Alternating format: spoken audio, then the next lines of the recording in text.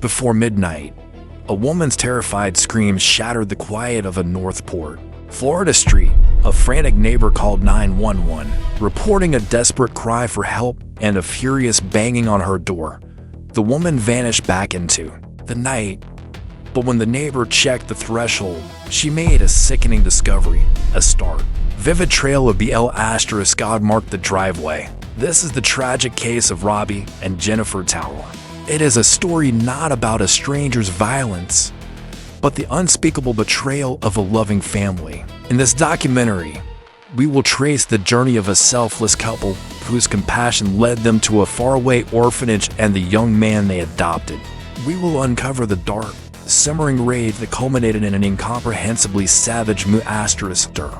And we will see how a life built on unconditional love was met with ultimate, unforgivable rage. Northport, Florida, is known for its quiet residential areas, its natural springs, and a feeling of coastal community. This was the idyllic backdrop for the lives of Robbie and Jennifer Tower. They were a couple defined by their deep faith, their warmth, and their unwavering compassion for others. Jennifer, a devout Christian and Sunday school teacher, was a successful realtor and business owner. Robbie was known affectionately as the mayor of Malakoti Road, a title he earned by hosting community block parties. He was the kind of person whose infectious, laugh and quirky humor, often displayed through silly socks and t-shirts, could brighten any room. Both shared a profound love for animals, especially their beloved Rottweilers. Their faith and generosity propelled them beyond their local community. They regularly embarked on missionary work, traveling to Eastern Europe and other distant lands. The Towers held a special place in their hearts for the people of Ukraine. They longed for a family of their own, but were unable to conceive children naturally.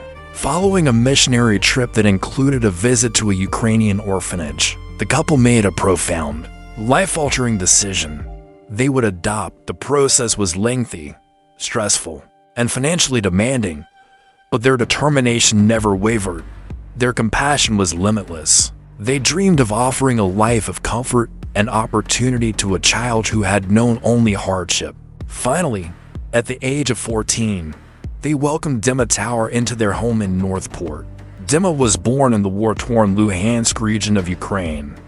His early life was a succession of devastating losses. His biological father was an alcoholic who abandoned him and his mother. When Dimma was approximately 6, his mother passed away, leaving him to be shuffled between family members. By the time he was adopted, he had spent years in the brutal reality of the Ukrainian foster system. American family members who visited described the institution as a prison for children. They saw signs of physical abuse, say that Dimma had endured before he met the Towers. For Robbie and Jennifer, their joy was pure and open.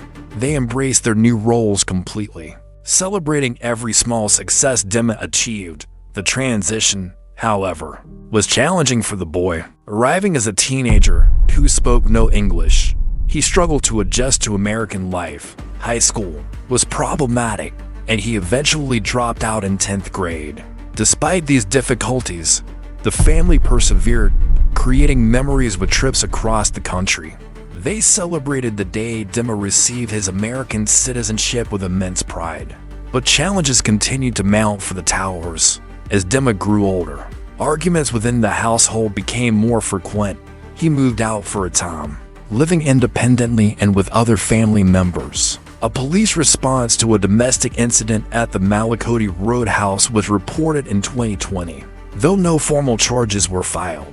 Family members later described the period leading up to the sters as one of escalating violence and tension. By August 2023, Dimma had been back living at the family home for about 8 months. His parents had even purchased him a small black Chevy Sonic. This was the same vehicle that would soon become a central, chilling part of the ensuing tragedy. It was just before midnight on August 31st, 2023. The time of D*TH for Robbie and Jennifer Tower was moments away. The neighbors, Jana and her husband, were asleep when the frantic noise began. First, The doorbell rang repeatedly. Then, an urgent, terrified voice screamed, "I need help. I need help." And a desperate banging on the door ensued. Jana, after waking her husband and securing her children, immediately called 911. She initially opened the door, but found the screaming woman was gone. While still on the line with the emergency dispatcher, Jana cautiously checked her front threshold again. That is when she saw the BL*God, a dark, horrifying smear at the door, and a trail leading out to the street and across the lawn. The BL*God was not an isolated drop. It was a clear path of carnage. Jana's terrified voice confirmed the shocking reality to the 911 operator. "Oh, there's a whole bunch of BL*God outside," she said. "We need an ambulance now." Within minutes, police cruisers began to fill the quiet suburban street. Officer Tyler Rigakis of the Northport Police Department was among the first to arrive on the scene. As he approached the house to doors down from the Waltons, he observed a younger man. The man was dressed in a light tank top and red shorts, and he was covered in BL*God. The man was quickly getting into a small black car.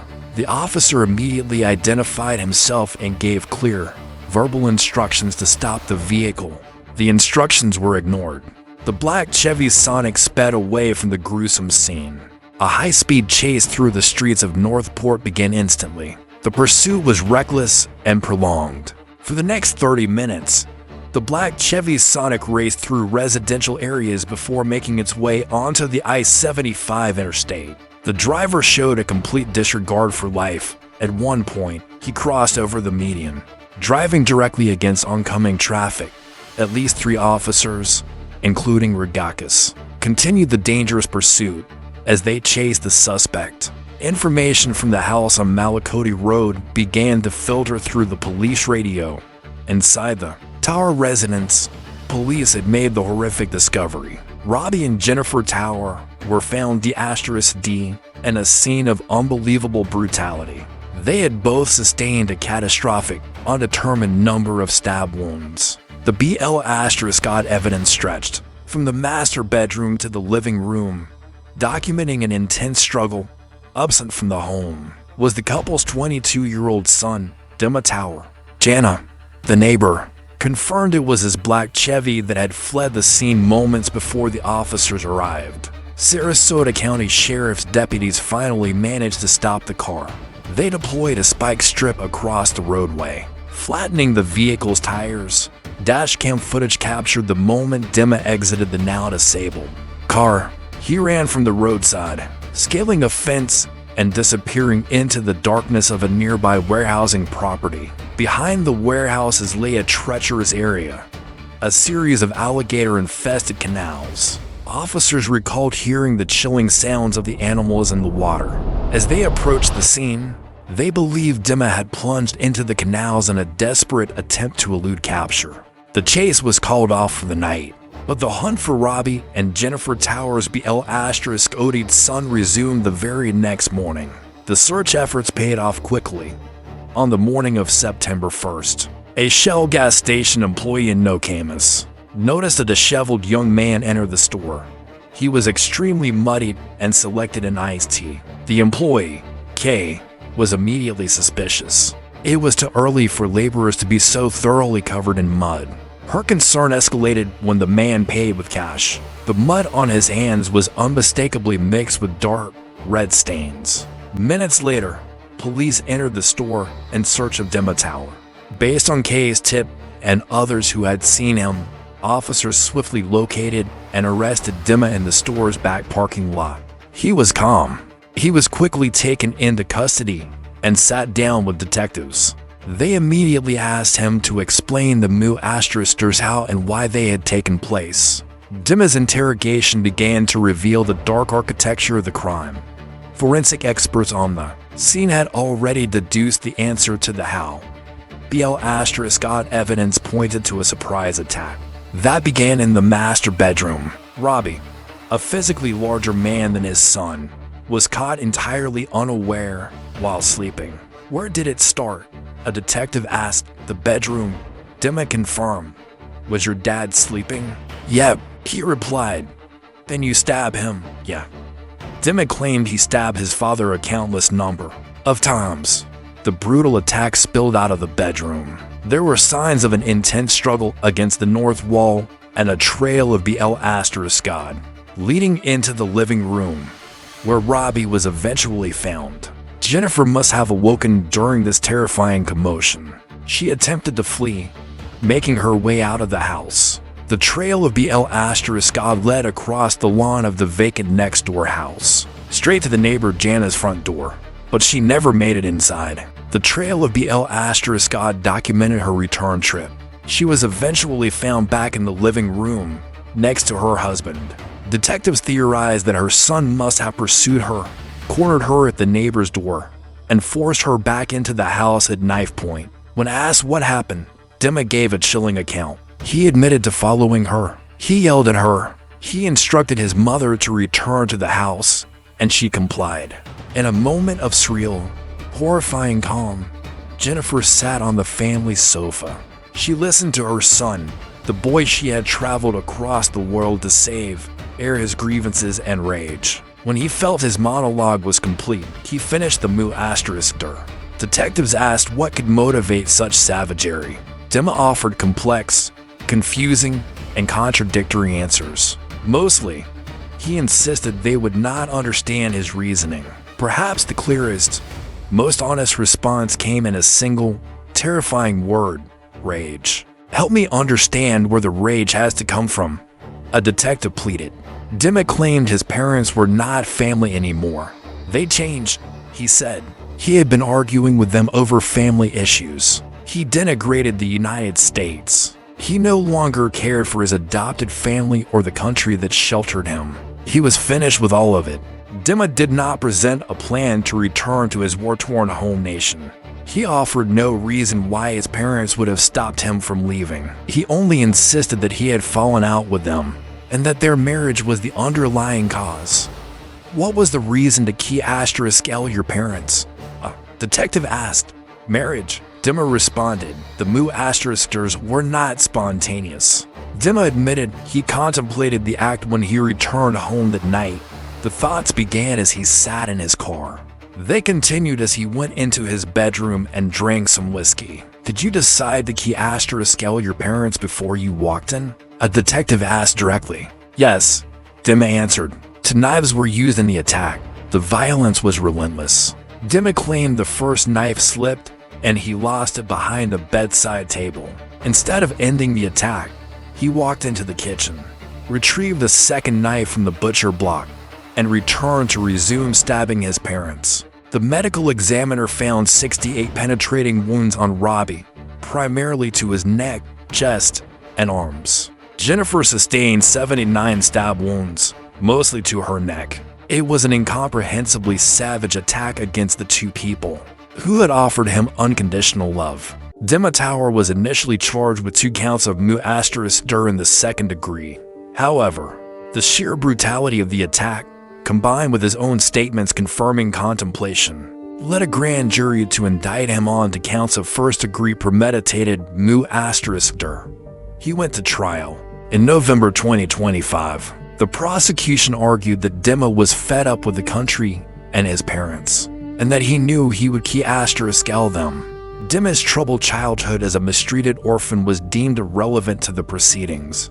The focus remained on the escalating violence he exhibited after moving to Northport. Old classmates recalled antisocial, creepy behavior. Family noted his love of boxing, allegedly because he simply loved to hit things. Robbie and Jennifer's selfless intentions were ultimately no match for the deep, bottled-up anger their son carried. The defense's formal goal was to convince the jury that the **** were an act of passion, not premeditation, a charge of manslaughter instead of ****.